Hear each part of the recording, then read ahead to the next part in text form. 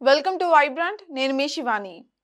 August 9న Mahesh Babu పుట్టినరోజు సందర్భంగా మురారి సినిమాను రిలీజ్ చేస్తున్నట్టు ఇప్పటికే ప్రకటించారు. ఈ విషయం తెలిసిన దగ్గర నుంచి సోషల్ మీడియాలో అందరూ కూడా మహేష్ బాబు ఫ్యాన్స్ హడావిడి మామూలుగా లేదనే చెప్పాలి.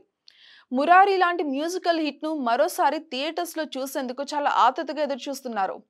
ఇక మరికొంతమంది ఫ్యాన్స్ అయితే సినిమా రిలీజ్ కి వేరే లెవెల్లో ప్రమోషన్స్ కూడా చేస్తున్నారు.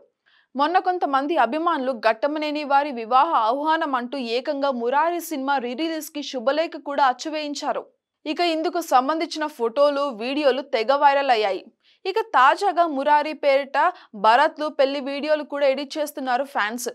ఇక ఈ వీడియోల పైన మీరు ఒక లుక్ వేయండి.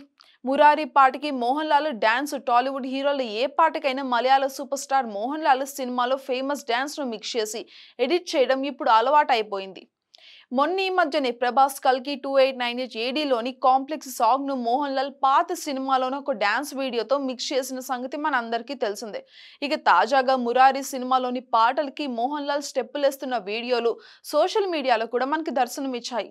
ఇక వీటితో పాటు మురారి సినిమాలో సీన్స్ పాటలను షేర్ చేస్తూ భరత్ వీడియోలు అంటూ తెగ వైరల్ చేస్తున్నారు బాబు అభిమానులు.